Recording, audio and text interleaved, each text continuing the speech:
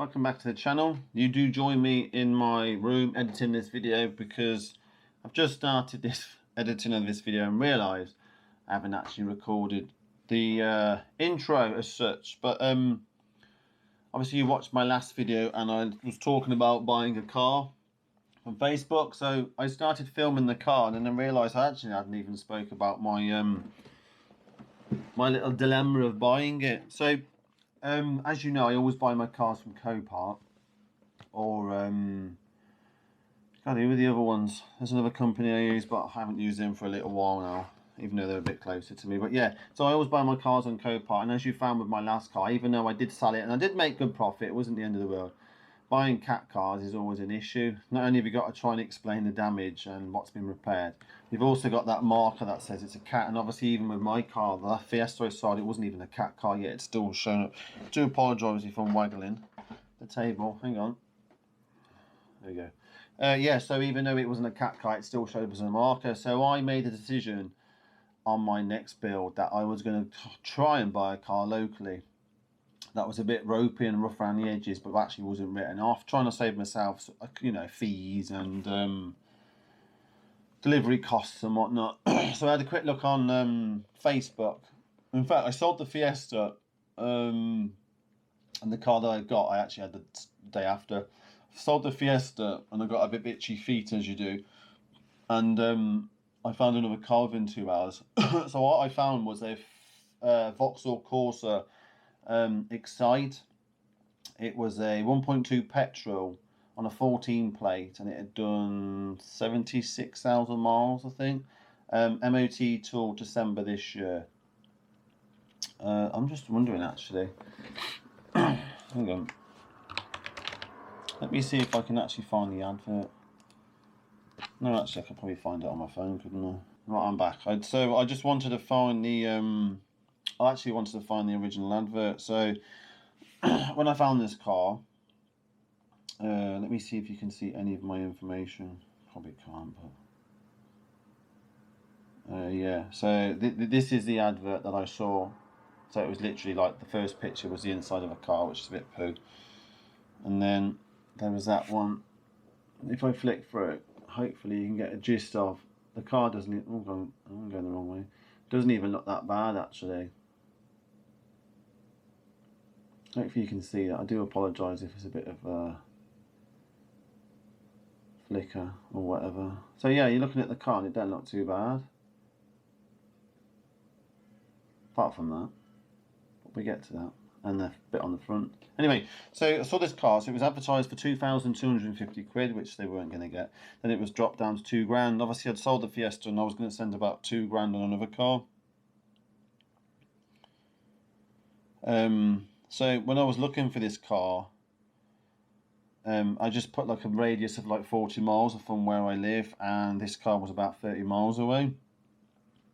So it said 76,000 miles, 1.2, red, 2 previous owners.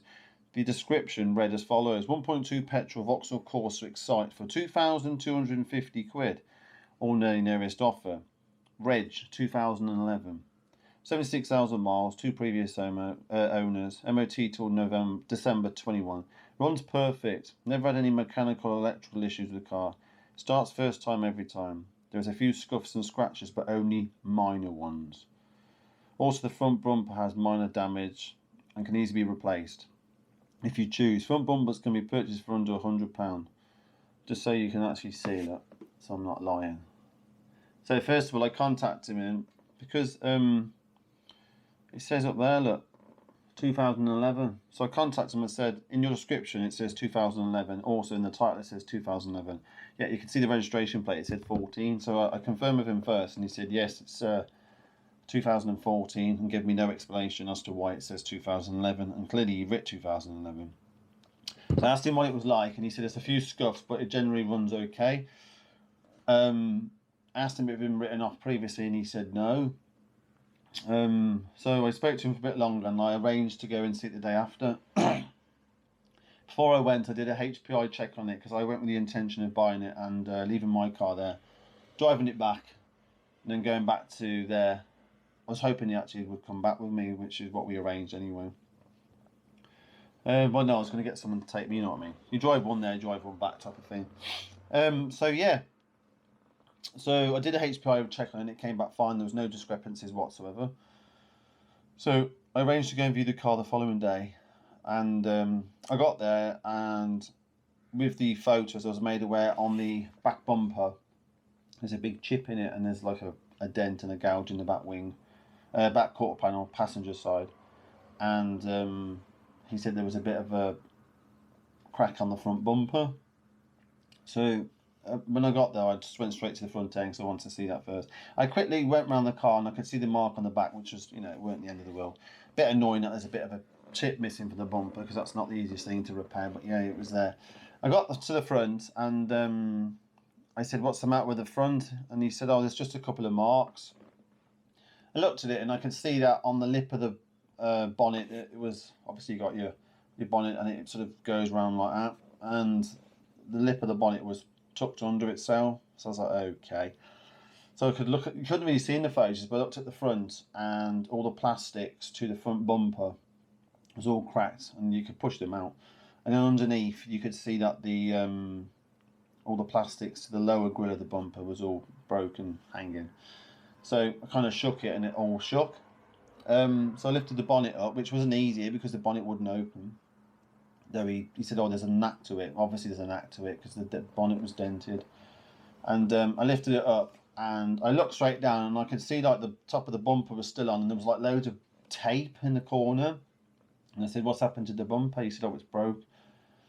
And as I looked down, I could see between the front bumper and the back of the radiator. And I looked down, and what you should see is something flat. This was the bumper, and this lamp panel on the radiator was here, like that. And I looked down and I was like, okay. At that point, I wasn't actually speaking to him, I was just looking. And I looked down and the radiator was pushed backwards, and I looked even further and the reinforcement bar / slam panel was dented in. And the bumper was hanging off and the foam behind it was hanging down. So I looked and I was like, okay. So I went underneath and I could just see that the bottom of the radiator had sort of popped out of its slot. And yeah, so I got back up and I said to the guy, "This car's been in a crash." And he said, "Oh, yeah, I had a little bump in it in December this last year." I was like, "Oh, okay." And he said, "Yeah, well, I slid on some ice and I went into the back of another car." I was like, "Okay, so did you not ring your insurance company up and try and get it repaired?" And he said, "I did ring up my insurance company, but they wanted 750 quid excess, so I didn't bother." I was like, "Well, then, you advertise this car as okay with a few minor blemishes. It's been in a crash." And I said, looking at the damage, mate, I said, "This car would have been written off. They wouldn't have been kept on the road." But he said, "Yeah, but I couldn't afford the 750 quid excess." And I said, "Well, you wouldn't have had to pay that, would you?" He thought that because it needed repairs, he would have had to pay the 750 quid up front. And I said, "No, because they wouldn't have repaired this. They would have written it off. They would have deducted 750 quid from your balance, but they certainly wouldn't have made you pay 750 quid." I said, "So no, so it's crash damage." Most people would have just walked away, but obviously I wasn't going to walk away because that's what I normally buy. So I had a quick look under it. Went inside the car. There was a rip in the driver's seat, the passenger seat. He said that was from my girlfriend. She dug her heel in the seat for some reason. There was another mark on the seat. What else was there? Open the boot up. There's a couple of marks in there. On the other side, there was a long, massive scratch along the door. What else was there? I checked the interior because it's the Excite model. There's a few extras like heated seats and heated stereo, so I checked all those. Bearing in mind it was a warm day, but they all seemed to work. When I got there, he was actually cleaning it and the engine was running, so I was a bit suspicious at that. But people do these things. And to be fair, he had this 12-volt epoxy Hoover that plugs into the cigarette lighter, so I guess he was running the engine for that reason. But the service book was there and the service pamphlets were in there, and he told me that it was his mum's originally. And I said, "There's no service stamps for the recent service." He said, "Oh no, my mum forgot." And I thought, well, obviously it's not been serviced. I checked the oil and it's as black as anything, so obviously it's not been serviced. But he said he looked after it. He said, "Oh, I've just put 2 new front tyres on it." And there was an advisory on the last MOT, where in fact they were an advisory to the point where it failed its MOT, I think, if I remember rightly. And oddly, he put snow tyres on the front. They're horrible. They're really these chunky things. I mean, they are Michelin Pilot snow tyres. I mean, they need to go on the back really, but I think one's a Michelin, one's an unbranded, but they look very similar. So he tried fobbing me off, saying, "Oh, don't worry about the bumper and everything." He said you can get them off eBay. So he persisted to get his phone out and show me all these bumpers on eBay. So you can get one here for 100 quid. And I said, look, I've already looked. I've researched all the items for this car. Yeah, you can get a red bumper on eBay for 100 quid, but you're not getting a bumper that doesn't need work. Any bumper that's on there for 100 quid would need work. And he was like, oh, yeah, I've got this one, I've got that one. He said, oh, you can get a new one for like 80 quid. I said, yeah, you can. It's only a bumper skin. Obviously, everything's behind it. And I said, well, yeah, you can. It's, you know, it's about 80 quid delivered for the bumper skin. I said, we've got to get it painted. He said, oh, that wouldn't be much. I said, trust me, mate, it'd be 250 quid for that bumper to get sprayed, just for that bumper alone. And I said, the back bumper needs replacing. I said, you can't fix that. I mean, I knew I could, but generally, you know, there's a chip, it's a corner missing out of it. So I said, that whole bumper will need replacing. And he said, yeah. I said, well, then there you go. I'll ask yourself that. So you got the front bumper, which is 80 quid, plus 250 painting it. Then the back bumper, you're talking, just say another 100 quid for that bumper and then painting. I said, so, you know, you're nearly up to over £500 just for those items. And I said, it needs a new slam panel, it needs a new radiator. I said, I don't know what else is beyond there. I said, the air conditioning rad might be breaking. He said, oh, they won't be that expensive. I was like, I asked him politely, I said, do you know anything about cars? And he said, no, I haven't got a clue. And I said, well, then you don't know the prices. I said, I do this a lot. I said, I buy and repair cars. I said, trust me, if I wasn't standing in front of you now, because I fix cars, I said, anybody else would have walked away. I said, how many people come to view it? He said, only a couple, but they didn't want it. And I said, well, no one's going to buy this car, mate. And I said, I tell you now, it's not worth what you're asking. No way. But he ifed and butted. And I said, look, I can get a bumper for the front. I said, but for an immaculate bumper, because that's what you want, they're about 250 quid. I'm surprised that's how expensive they are, because it's a Corsa D, so it's a facelift. That's what they were going for a decent one. The back bumper was 150, so there you go. There's a few hundred quid, isn't there, just for those small parts. There's a rip in the seat. Then there's the crash bar, so I knew the crash bar needed doing. And then I didn't know about the radiator at that point, but I thought, you know, I had to factor that in. So he sat in the car and I sat next to him and I had a quick look through the service book and whatnot. He did have 2 keys as well, which was good. Not that I got the second key straight away, that took a while. But he was asking £2,000 for it. And I thought to myself, I can probably do it for less than 500. So I offered him 1,500 quid. And so I'm not prepared to pay any more than that. That's it. And he said, no, that's fine, I'll take that. Turns out that he was desperate for the cash, and he was sofa surfing at the time, so he just needed some money.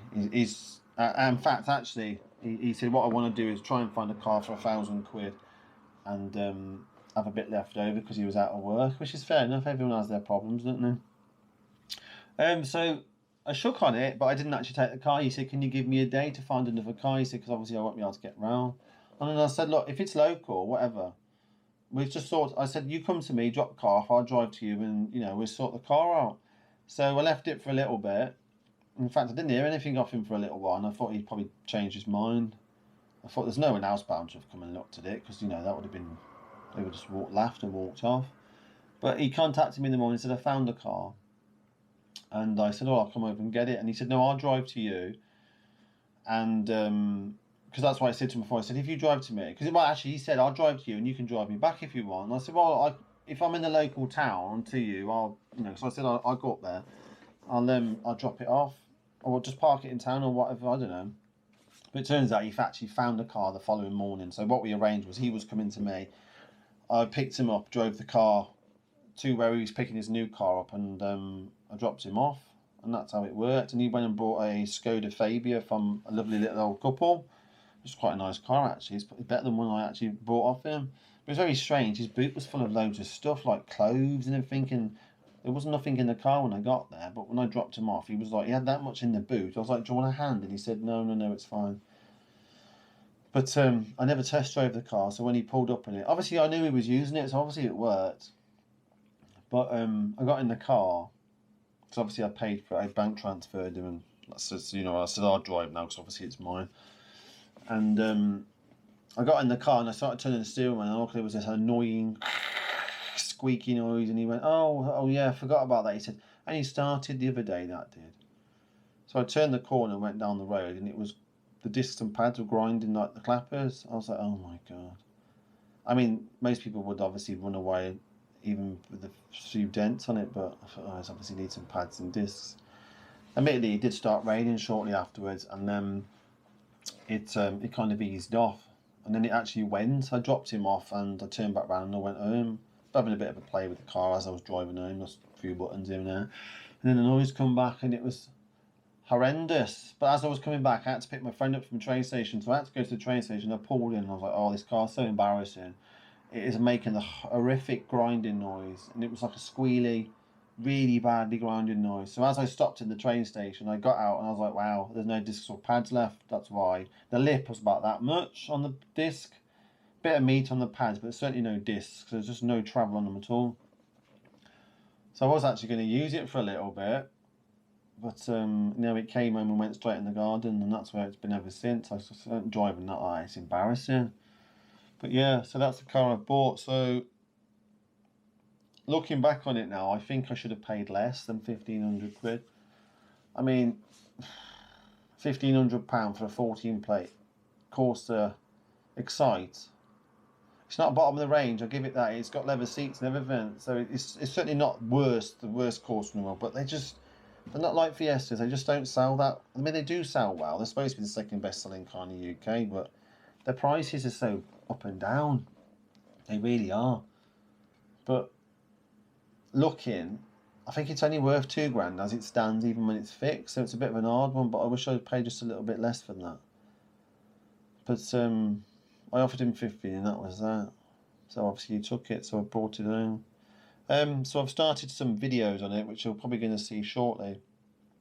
I have this really annoying problem with my camera, so you might going to hear it. So when I'm on my wireless go, which is here, so I'm on my Osmo at the moment, but I have this camera and it's got a external mic, but obviously when I'm walking around, it's directional, so if the mic's not pointing at me, you can't hear me, but obviously you can't hear me from a distance. So what I normally do is connect, probably a bit louder, connect my Rode to this, and I walk around, but occasionally I get interference. It's really irritating, so I do apologise on the next part of the video. I've got a bit of interference, and also I did record that segment on this camera, and I had this really bad error on it, and I do think that some of the video is a little bit wavy and stilly. It's a bit shit, I do apologise. So if it's any, bad, if the video is bad, I apologise. It just gets better as the video goes along. I don't know what part this bit will be the intro, but there'll be another part obviously after. But yeah, there's some in there, so I do apologise, but I've reset it since and it's fine. Even though that camera's got the most amazing features on it, and it cost me a fortune, I always end up going back to my Osmo with my Rode setup because it just works so much more better. It's more nimble and whatnot. But yeah, I hope you enjoy the next segment. I would have liked to have re-recorded all the intro to the car, but when I realised, my Achilles heel never checked my video back, when I realised it was crap audio and visuals, I'd already stripped the car. So I was actually going to re-record it with the front end strips and just sort of plonk it back on, but it just wouldn't have worked, would it? So yeah, so I apologise for anything in that. So yeah, next segment you'll see is me doing the car. Thank you. And this is it. Let's give you a walk around. So we'll start with the wheels.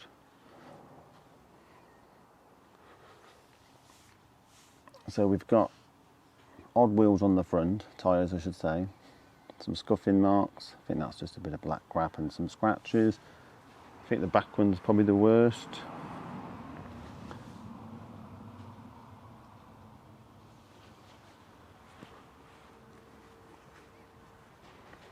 No, that was the worst one.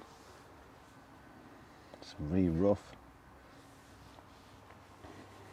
They're all different tyres, as I just said. They're actually quite horrible. I mean, they're Michelin's, but they're snow tyres. But anyway, so what else have we got? So it's the Excite model. So we got some scratches all the way along there. See if we can get a better angle. Yeah, just about. Some here. Got a lovely scratch there. Paint chip, the usual. Got a bit on there. Marks on the back of the bumper. Scratches on the filler cap. Lovely gouge.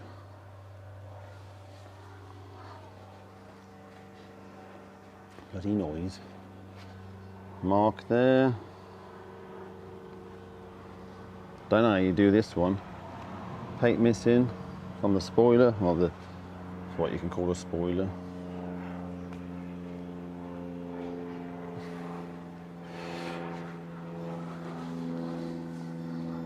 Nice bit of damage. So we've got scuff up the bumper, bit missing, bit hanging off, bit here.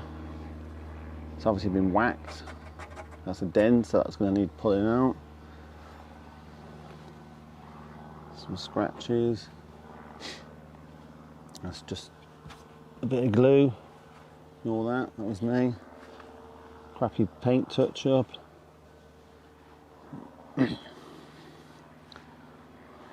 Marks on the mirror caps. There's a slight dent on the roof, but I've pulled most of it out. Probably can't even see it. There's one here. I did that before. There's no point me filming that bit. It was only brief me doing that. Lovely dent. Show you the inside before we get onto the front. So I'll point out the obvious bits. The only obvious bit I can see in here is that. Bloke told me that his girlfriend put a high heel there and it went through. Not sure how true that is, but there you go. Book pack. Leather seats. Odd carpet mats. Leather seats in the back. Well, half and half. They're not like they've been really sat on, to be fair. It's quite tidy in the back. These bloody carpet mats, aren't they crap? Oh, let's get that back. Usual, the door. I'm not sure what that tape's about on there. I think that glove box is a bit wonky. It is a Vauxhall, I suppose. Let's see, I might show you the boot over here. Boot's just boring. Tyre inflation kit, locking wheel nuts are in there. Never understood why Vauxhall, the only company that does this. Who can you? They always put the spare bolts. That's the spare one. They always put the spare bolts in there with the lock and key. Never understood why they do that. Bit of a weird thing. First aid kit box, holes, nothing in them there. Show you the driver's side. There's a bit of the leather come away there. Yeah, you can see. Back's the same this side. Sit in the front, I'll show you the front. So this being the Excite model, it has heated seats and heated steering wheel, which is nice. 5-speed as it's the 1.2, AC, the usual. Phone stuff, I suppose. No phone, whatever, you know. It does what it does. Clock, 76,826. Got half a tank of fuel in it as well. I think I've left that on, haven't I? But yeah, starts alright. It's a bit rattly at the front, so I think some bits are not hanging off, but there you go. But yeah, it starts alright. Flashing like it's just a seat belt. Yeah, that's the interior really. Nothing exciting about it. Let's just hang that key out. I've got 2 keys. This is the spare. Even got the supplying dealer Come on, focus. So much brightness in here. As I say, it's even got the supply and dealers tag on it. But yeah, that's just a spare key. Even though the both keys have been used. It's a bit of a weird one. Anyway, let's get on to the damage. Don't need me to spend 20 minutes on a video showing you the front. Showing you the interior. That wing mirror's okay. Right, let me get a tripod. Actually, no, we won't get a tripod. Yes, we will. So, hopefully you can see. Let's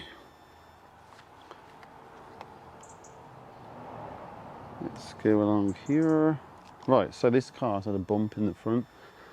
So I'll show you what's obvious at the moment from the front. So obviously we had that dent. There's a dent here from where it's hit.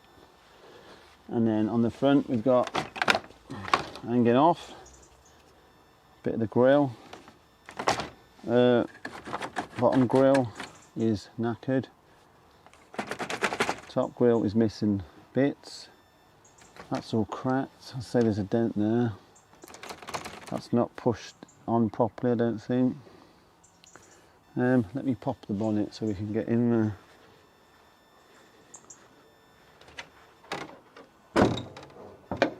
Just to yank it open. I have given this car a bit of a wash, and the engine bay's had a bit of a wash as well. It wasn't that bad, but you know. Let's take you off, because you're not going to be able to see what I'm doing.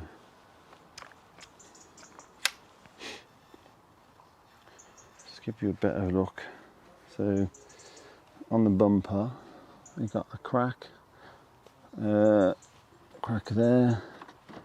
All this is, well, there you go, look, it's all broke. The bumper itself is fine. There's a mark there. I'm going to repair the bumper because these cracks can be fixed. So the bumper itself isn't too bad. It's obviously just flexed and it's done okay. It's a crack there and a crack there. That's all cracked. This is not damaged, thankfully. I think I might just take it off. Oh. Yeah, there you go. Isn't that handy? Oh no, there's a bit of a crack there. Oh well, that's a bit of a shame. I thought that would have been alright. I don't think I can get away with hiding that. I mean, I don't mean hiding that, I mean fixing it. But obviously if I fix it, you'd see the crack because you can't disguise it with paint. So we've got, this is cracked. But obviously all the grill's knackered anyway.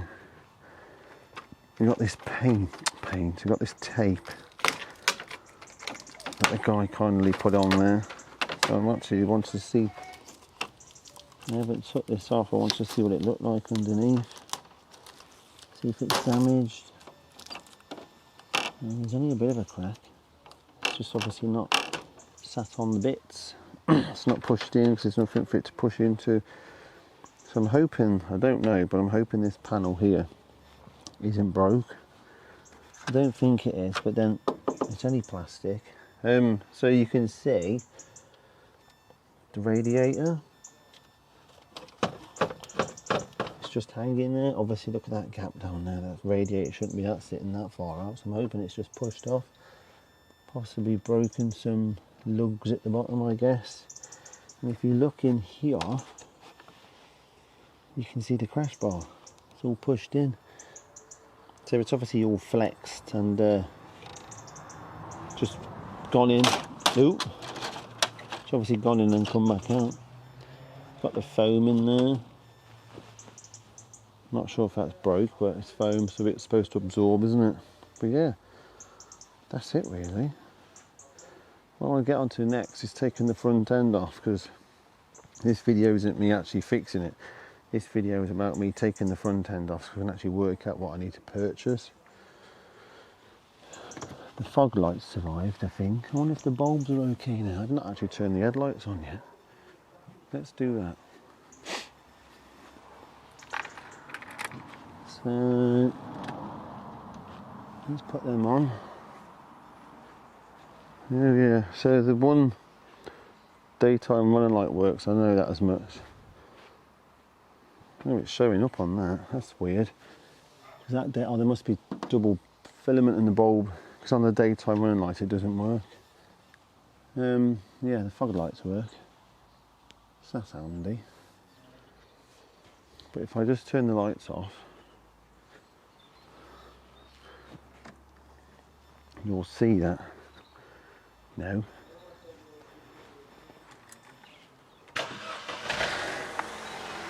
I'll start the engine so you can actually see. You'll see that the daytime running light works. You can't actually see, can you? And then that one doesn't. Which is a bit weird because it just came on with the side lights. But yeah, that's the engine going. A little rattly 1.2. So there. Not sure if that sound is normal at the back. Sounds a bit tackety, but I can't see anything obviously wrong with it. The guy who had it was still driving it around like this. Can't believe that, can you? Bit of a weird. There was actually no oil in it when I had it, so I put some oil in it. I haven't been underneath just to double check it's not leaking. So I'm going to move it back over there in a minute, so if it does leak I can see it on the slabs. That's about it on the front. Let me think which way we're going to put it. I suppose I'll face it that way. Oh no, I don't think it's going to rain anymore. Oh no, we're only going to take the front end. I'll reverse it in there and put the camera over here. I don't know why I'm filming myself reversing into that, but there you go. Just to, I suppose, just to show that it actually does move. I did use it, but yeah, as I said before, the discs and pads are shocking on it. Well, I don't think the pads are shocking on it, but the discs are. Drives alright there. Aside from that, I have to sort of manoeuvre 6 times to do this. Oh, going on with the camera.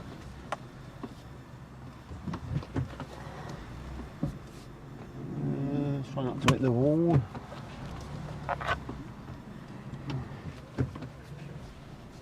There's a bit of a clanky noise coming from the front when you reverse, when you pull it off. Can you hear that? Not sure what that's about. I have to do the usual now. Reverse into here, and then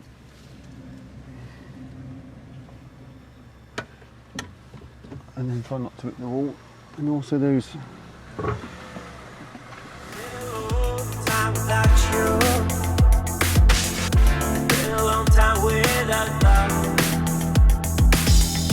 Everything reminds me of you, and everything is now.